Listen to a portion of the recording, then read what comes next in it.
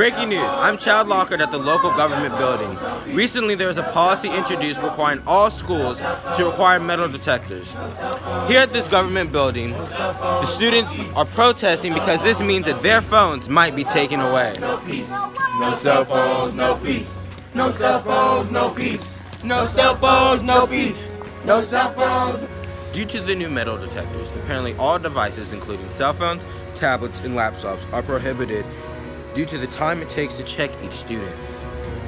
Apparently, the electronic devices are a fallout from the metal detectors.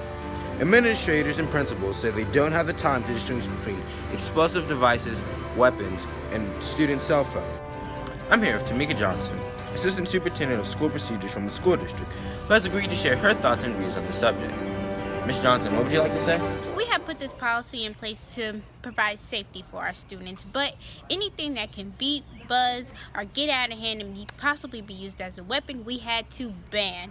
Our General Counsel just feels that this is the best way to keep our students and staff safe because our student safety is paramount, and ultimately this is just what we had to do. Our esteemed General Counsel has made it very clear that we are well within our rights to enforce this policy, and we will do that because we believe that if it's at the consequence of making a phone call or playing a game, our student and staff safety is more important than having these cell phones on our campus.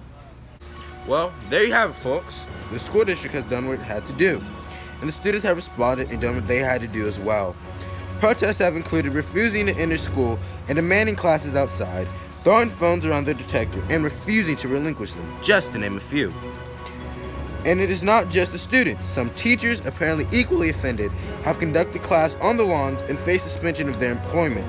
Other students have entered school just to walk out once the bell rang. Overall, it has been a madhouse. The word around town is that the legislators are considering legislation to track the school policy, and this is students all over North Carolina all up in arms. A statewide walkout is anticipated this Friday. School administrators are threatening suspension if students walk out. Students are projecting they have rights too, and they should not be suspended for exercising their constitutional rights. I venture to say that this, ladies and gentlemen, is history being made in North Carolina. The House and the Senate will be taking on their versions of the bill today. Time will tell how this story ends. Back to you in the studio.